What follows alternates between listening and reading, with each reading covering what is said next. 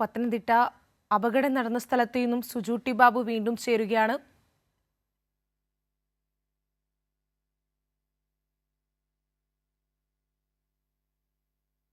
ആ രണ്ട് കുടുംബവും അടുത്തായതുകൊണ്ട് തന്നെ എല്ലാവർക്കും ആ കുടുംബങ്ങളുമായിട്ട് നല്ല ബന്ധമുണ്ടായിരുന്നു. എല്ലാവരുടെയും ദുഃഖത്തിൽ പങ്കുചേരുകയാണ്. കുടുംബമായിട്ടൊക്കെ നേരത്തെ തന്നെ ബന്ധമുണ്ടായിരുന്നു. അല്ല, ബിജു ആണ് എന്നെ വിവാഹത്തിന് വിളിക്കുന്നത്. ഫോണിലൂടെ ആയിരുന്നു വിളിച്ചത്. അപ്പോൾ അതിനുശേഷമാണ് ആ വിവാഹത്തിൽ പങ്കെടുക്കുന്നത്. അതെ, ഇൻക്വസ്റ്റ് നടപടികളെല്ലാം ഏകദേശം പൂർത്തിയായിട്ടുണ്ട്. വളരെ വേഗം തന്നെ പോസ്റ്റ്മോർട്ടം ചെയ്ത് അതോടൊപ്പം തന്നെ ഇനിയും നിഖിലിൻ്റെ സഹോദരിയൊക്കെ പുറത്തുനിന്ന് വരണം. വന്നതിന് ശേഷം കുടുംബവും ഇടവകയും ഒക്കെ ആയിട്ട് ആലോചിച്ച് ബാക്കി കാര്യങ്ങളെല്ലാം ക്രമീകരിക്കുന്നതാവും. അല്ല, ഞാൻ ഇതിന് ശേഷം പാകുന്നില്ല. ഞാൻ അവിടെ മറ്റാളുകൾ ഉണ്ടായിരുന്ന രാവിലെ പങ്കെടുത്ത ആളുകളോടൊക്കെ സംസാരിച്ചിരുന്നു ഇതിൽ. അപ്പോൾ അവർ ഓടിച്ചെല്ലുമ്പോൾ 3 ആളുകൾ അവിടെ വെച്ച് തന്നെ മരണപ്പെട്ടു. ഫയർഫോഴ്സും മറ്റുമെല്ലാം എത്തി. ആ പെൺകുട്ടിയുടെ മാത്രമായിരുന്നു ജീവൻ ഉണ്ടായിരുന്നത്. ആശുപത്രിയിലേക്ക് കൊണ്ടുപോകുന്ന വഴിക്ക് പെൺകുട്ടിയും മരണപ്പെട്ടു. പൊതുവിൽ പോലീസിൻ്റെ ഉയർന്ന ഉദ്യോഗസ്ഥരുമായി സംസാരിച്ചിരുന്നു. അപ്പോൾ അവർ പറയുന്നത് ഉറങ്ങിപ്പോകാനുള്ള ഒരു സാധ്യതയാണ് അവർ പറയുന്നത്. കൂടുതൽ വിശദാംശങ്ങൾ മനസ്സിലാക്കിയെങ്കിൽ മാത്രമേ അവർക്ക് അതിനെ സംബന്ധിച്ചൊരു വ്യക്തത വരുത്താൻ കഴിയൂ. ഇപ്പോൾ പ്രാഥമികമായി മനസ്സിലാക്കുന്നത് ഉറങ്ങിപ്പോവാനുള്ള സാധ്യതയാണ്. വാഹനം അമിതമായ വേഗത്തിലുമാണ് എന്ന് പറയപ്പെടുന്നു. അത് എന്താണ്? ഈ റൂട്ടിലെ സ്ഥിരം അപകടം നടക്കുന്നുണ്ട്. റോഡ് നവീകരണത്തിന് ശേഷം അപകടം നടക്കുന്നുണ്ട്. അപ്പോൾ കാര്യമായ രീതിയിൽ സൈൻ ബോർഡൊന്നും ഇല്ല എന്നൊക്കെ രീതിയിലുള്ള ആക്ഷേപം നാട്ടുകാർ പറഞ്ഞത് പരിശോധിക്കപ്പെടേണ്ട ഒരു കാര്യം. അപ്പോൾ നമുക്കറിയാം, ആ റോഡിൻ്റെ പണി പൂർണ്ണമായി പൂർത്തിയായിട്ടില്ല. സൈൻ ബോർഡുകളെല്ലാം വച്ചു വരുന്നതേ ഉള്ളൂ.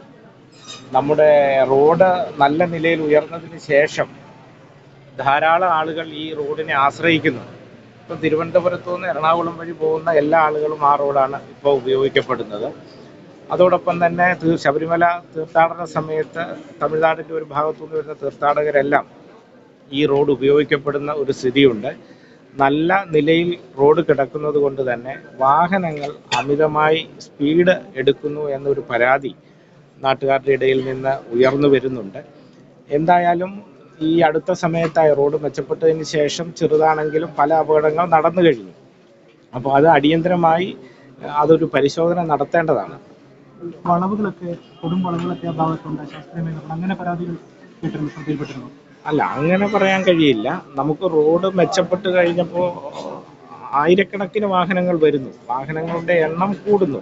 ഇപ്പം തിരുവനന്തപുരത്തേക്ക് ഇതുവഴി ആയിരുന്നില്ല മുമ്പ് യാത്രകൾ. ഇപ്പം തിരുവനന്തപുരത്തു നിന്ന് എറണാകുളത്തേക്കും എല്ലാം ഇതുവഴിയാണ് യാത്ര. ഈ റോഡിനെയാണ് ഉപയോഗിക്കപ്പെടുന്നത്. അപ്പോൾ അതിൻ്റെ ഒരു പരിചയക്കുറവും എല്ലാം ഉണ്ട്. എന്തായാലും ഒരു പരിശോധന, ഈ സംഭവം കണക്കിലെടുത്തല്ലെങ്കിൽ പോലും ഒരു പരിശോധന ആവശ്യമാണ്.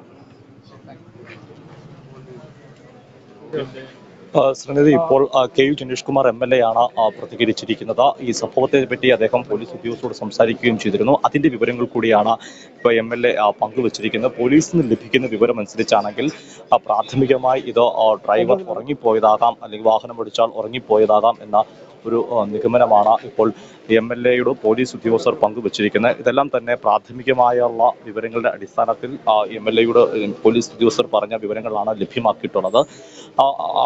വാഹനം അമിത വേഗത്തിലായിരുന്നുവെന്ന് ഈ തീർത്ഥാടകർ സഞ്ചരിച്ച അവരും അത്തരം ഒരു കാര്യമാണ് രാവിലെ ഈ സംഭവ സ്ഥലത്തേക്ക് എത്തിയ രാഷ്ട്രീയ നേതാക്കളോടും അതുപോലെ സംഭവ പ്രദേശവാസികളോടും ഈ തീർത്ഥാടകരും പങ്കുവെച്ച വിവരങ്ങളും അതുതന്നെയായിരുന്നു എന്നതും ആണ്. അതുതന്നെയാണ് ഇപ്പോൾ MLAയും പങ്കുവെക്കുന്ന വിവരം എന്ന് പറയുന്നതും അതും ആ കാര്യങ്ങൾ തന്നെയാണ്. എന്തായാലും അക്കാര്യത്തിലേക്ക് അന്വേഷണം കൂടുതൽ ആവശ്യമാണ്.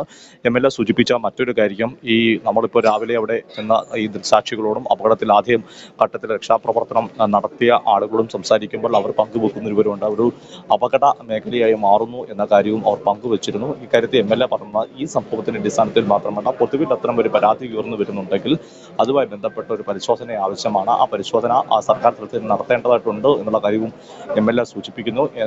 ഇപ്പോൾ ഇവരുടെ ബന്ധുക്കൾ നമ്മൾ പ്രതികരിക്കുകയുണ്ട്, അല്ലെങ്കിൽ സമീപത്തൊട്ട് ഏറ്റവും അടുത്ത കുടുംബ സുഹൃത്തുക്കൾ പ്രതികരിക്കുകയുണ്ടായിരുന്നു. ഈ നിഖിലിന്റെ ഒരു സഹോദരി വിദേശത്തു നിർത്താനുണ്ട്. അതുകൊണ്ട് അതിനാൽ തന്നെ അതിനുശേഷം മാത്രം മാത്രമേ ഇവിടെ സംസ്കാര ചടങ്ങുകളെ പറ്റി കൂടുതൽ വിവരങ്ങൾ അല്ലെങ്കിൽ കൂടുതൽ നിശ്ചയിക്കാൻ സാധ്യമാകത്തുള്ളൂ. ഇപ്പോൾ തട്ടയിലുള്ള സ്വകാര്യ ആശുപത്രിയിലെ മോർച്ചറിയിലേക്കാണ് 2 ആളുകളുടെ മൃതദേഹം മാറ്റിയിരിക്കുന്നത്. ഇനി ഒരാളുടെ മൃതദേഹം കൂടെ ഇവിടുന്ന്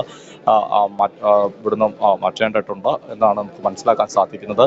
ഈ കാര്യങ്ങളാണ് ഇപ്പോൾ വിവരം കൂടുതലായി ലഭ്യമാകുന്നത്. നമുക്ക് സ്ഥലത്ത് കൂടുതൽ ആളുകൾ പൊതുപ്രവർത്തകരൊക്കെ എത്തിയിട്ടുണ്ട്. നമുക്ക് ചോദിക്കാം. എംഎൽഎയുടെ വാക്കിൽ നിന്നും മനസ്സിലാവുന്നുണ്ട്, സ്ഥിരമായി ദൃക്സാക്ഷികൾ പറഞ്ഞതുപോലെ തന്നെ സ്ഥിരമായി അവിടെ അപകടം ഉണ്ടാകുന്ന ഒരു സാഹചര്യം ഉണ്ടാവുകയാണെങ്കിൽ തീർച്ചയായും തുടർന്നുള്ള നടപടികൾ സ്വീകരിക്കുമെന്ന് എംഎൽഎയുടെ വാക്കുകളിൽ നിന്ന് മനസ്സിലാക്കാൻ സാധിക്കുന്നു.